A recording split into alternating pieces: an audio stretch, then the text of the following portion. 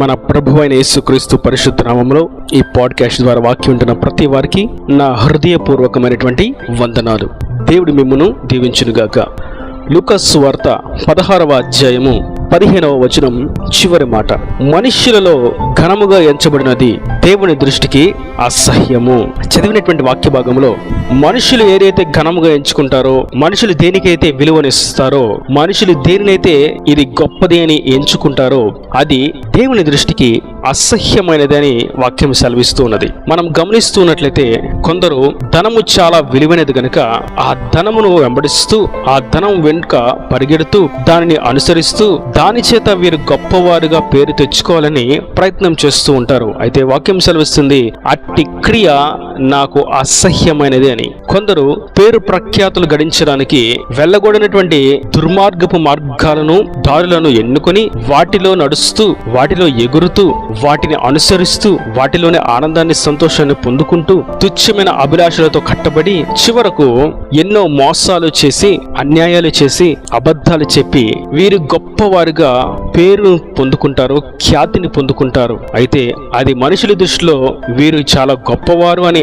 అనిపించుకోవచ్చు, కానీ దేవుని దృష్టికి అది అసహ్యమైనది. మరికొందరు చూస్తూ ఉంటే వారు బంగారాన్ని ధరించుకొని శరీరం అంతటా కలగా మెరుస్తూ ఉండేలాగా బంగారాన్ని ధరించుకొని ఉంటారు. ఆ బంగారాన్ని ధరించుకున్నట చేత వారు అనుకుంటారు, మేము మనుషుల దృష్టిలో గొప్పవారము, నాకున్నంత బంగారము ఇక్కడ ఎవరికీ లేదు అని దానిని బట్టి మేము గొప్పవారమని అనుకుంటూ ఉంటారు. వాక్యం దానికి సెలవిస్తుంది, అది నా దృష్టికి అసహ్యమైనది.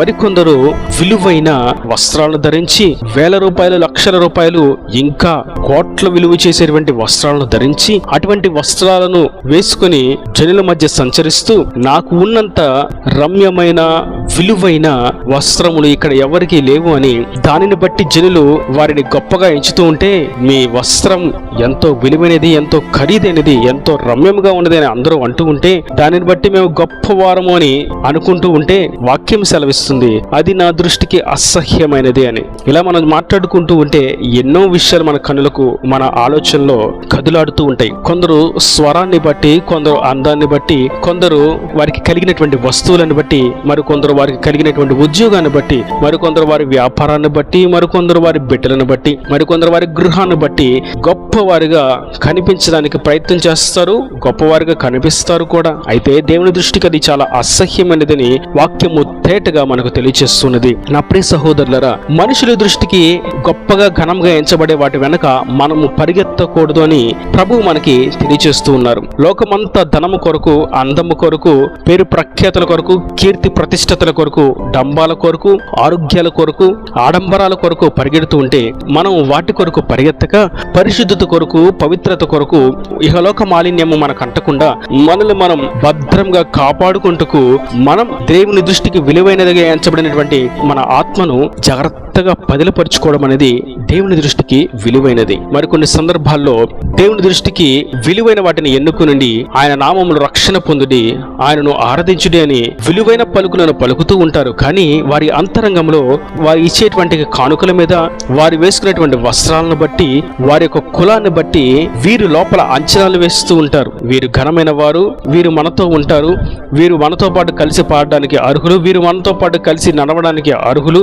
వీరు మనతో పాటు కలిసి తినడానికి యోగ్యులు అని మనుషుల హృదయంలో దుష్ట సంబంధమైనటువంటి ఆలోచనలు సాతానుగాడు కల్పిస్తూ ఉంటాడు. అయితే దేవుని దృష్టికి విలువైన వాటి మీద మనము దృష్టి ఉంచక, దేవుడు విలువగా ఎంచుకునే వాటి మీద మనం ధ్యాస పెట్టక, దేవుడు మెచ్చేటువంటి కార్యాల మీద మన మనస్సును పెట్టక ఉండినట్లయితే అది దేవునికి ఆయాసకరమైనటువంటి జీవితం అనేటువంటి విషయం వాస్తవం. మనం ఎప్పుడు కూడా ఆయనకు నచ్చే విధంగా, ఆయనకు నచ్చిన విషయాలను అనుసరించి జీవించడం ఎంతో శ్రేయస్కరం. ఇక్కడ జరిగినటువంటి సన్నివేశం ఏదనగా, పరిసయ్యులు ధనాన్ని బట్టి మాకు గౌరవాన్ని ఇస్తారు, ధనాన్ని బట్టి మమ్మల్ని గొప్పవారిగా ఎంచుకుంటారు, ధనాన్ని బట్టి మమ్మల్ని వారి గృహాల్లో చేర్చుకుంటారు అని వారి దురాలోచనతో ప్రభు యొద్ద నిలబడి మాట్లాడుతూ ఉంటే ప్రభు అన్నారు, మీ అంతరంగమును దేవుడు చూస్తాడు, మీ పై వస్త్రమును కాదు, మీరు వేసుకున్నటువంటి విలువైనటువంటి ఖరీదైనటువంటి దుస్తులను కాదు, గాని మీ అంతరంగంలో దాగి ఉన్నటువంటి పాపమును లేదా పవిత్రతను ఆయన చూస్తాడు.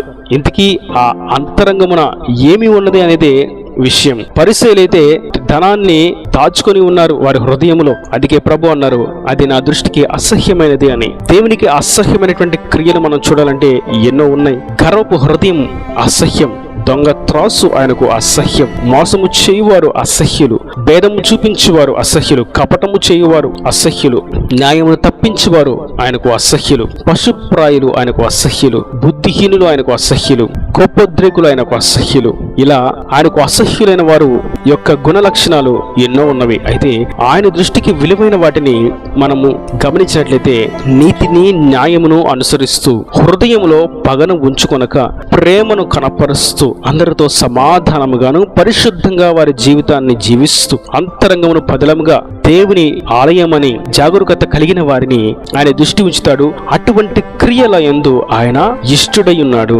మనుషుల దృష్టికి మాత్రమే ఘనముగా ఎంచబడే వాటిని ఒక్క మాటలో చెప్పాలి అనగా డంబము అని అంటారు. కేవలం మనుషులకు మాత్రమే అది గొప్పతనంగా కనిపిస్తూ ఉంటుంది. కానీ దేవుని దృష్టికి అది విలువైనది కానే కాదు.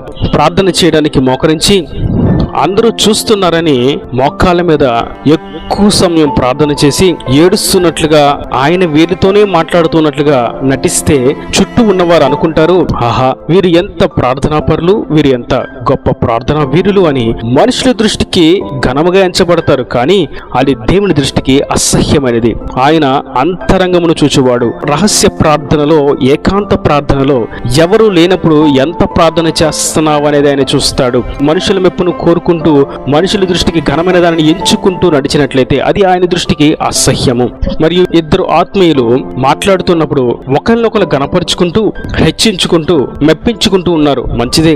అయితే వారిలో రెండవ వ్యక్తి పక్కకు వెళ్ళిన తర్వాత మొదటి వ్యక్తి అంటున్నాడు, ఈ మనిషి ఆ విధంగా ఉండిద్ది, ఈ మనిషి ఈ విధంగా ఉంటాడు అని ఆ వ్యక్తిని గూర్చి తప్పు సమాచారాన్ని, దుష్ప్రచారాన్ని చేస్తూ ఉంటే ప్రభు అంటున్నారు, ఇది నా దృష్టికి అసహ్యమైనది. అందరి ముందు ఈ వ్యక్తిని ఇతను ఎంత ప్రేమిస్తున్నాడో, ఈ వ్యక్తిని ఈ స్త్రీ ఎంత ప్రేమిస్తుందో అన్నట్లుగా ఘనముగా వీరి ఐక్యత, వీరి యొక్క ప్రేమ ఎంత రమ్యముగా ఉన్నది, వీళ్ళు చాలా మంచి సాక్ష్యం కలిగిన వారని అందరి దృష్టికి ఘనముగా ఎంచబడొచ్చు. కానీ వారి అంతరంగములో దాగి ఉన్నటువంటి పాపమును బట్టి దేవుని దృష్టికి అసహ్యులుగా మిగిలి ఉన్నారు. కనుక నా ప్రియ సహోదరులారా, మనం మనుషుల దృష్టికి విలువైన వాటిని అనుసరించక దేవుని దృష్టికి విలువైనటువంటి అంతరంగ సంబంధమైనటువంటి, దేవుని రాజ్య సంబంధమైనటువంటి, దేవుని దృష్టికి ఇంపైనటువంటి పవిత్రతను, పరిశుద్ధతను, కనికరమును, ప్రేమను, సమాధానాన్ని, సంతోషాన్ని, రక్షణను కలిగిన వారముగా, దేవుని దృష్టికి విలువైన వారముగా మనం ఎంచబడి దేవుని చేతనే ఆశీర్వదించబడినటువంటి జనాంగముగా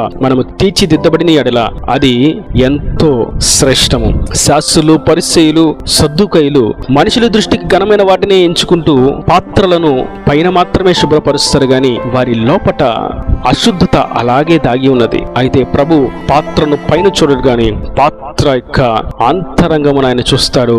అక్కడ దాగి ఉన్నటువంటి శుద్ధతను బట్టి ప్రతిఫలం ఇస్తాడు, అశుద్ధతను బట్టి శిక్షను పంపిస్తారు. మనము ఆయన దృష్టికి విలువైన వాటి మీద దృష్టి ఉంచిన ఎడల పరలోక రాజ్యము మీదను, ఆయన చిత్తము చేటులోను, ఇహలోక మాలిన్యము మనకు అంటకుండా కాపాడుకునే ఎందును, ప్రతి విషయంలో, ప్రతి ప్రతికూల పరిస్థితుల్లోనూ ఆనందాన్ని, సంతోషమును ఆయనలోనే కలిగి ఉంటూ ఆయన ఉద్దేశాలను ఎరిగిన వారంగా ముందుకు నడుచుకున్న ఎడల దేవుడు మన యందు ఆనందించేవాడై ఉన్నాడు.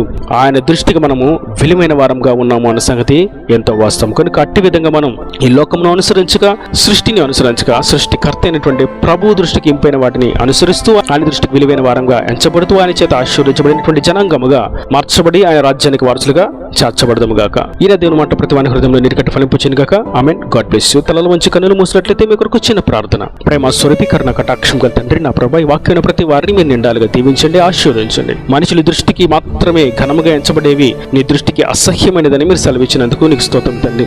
ఈ ఆత్మీయ పాఠమును బట్టి నీకు వందనాలు. ఈ మెట్టుకు ఎక్కినటువంటి వారుగా ప్రతి బిడ్డను మీరు దీవించండి. కేవలం నీ దృష్టికి ఘనముగా ఎంచబడేటువంటి వాటి మీద మనసును పెట్టి ఆ కార్యం యందు ముందుకు సాగునట్లుగా సహాయం దయచేయండి. ఇంక నీ వాక్యం ప్రతి బిడ్డని మీరు నిండాలుగా దీవించి మంచి ఆరోగ్యాన్ని, క్షేమాన్ని, కాపుదల దయచేసి వారి ప్రతి అవసరతను అక్కరు నీ మహిమలు తీర్చి నీ రాకడకు రాజ్యములకు సిద్ధపరచమని యేసు పరిశుద్ధ నామమున ప్రార్థించి వేడుకుంటున్నాను తండ్రి. ఆమేన్. ఆమేన్.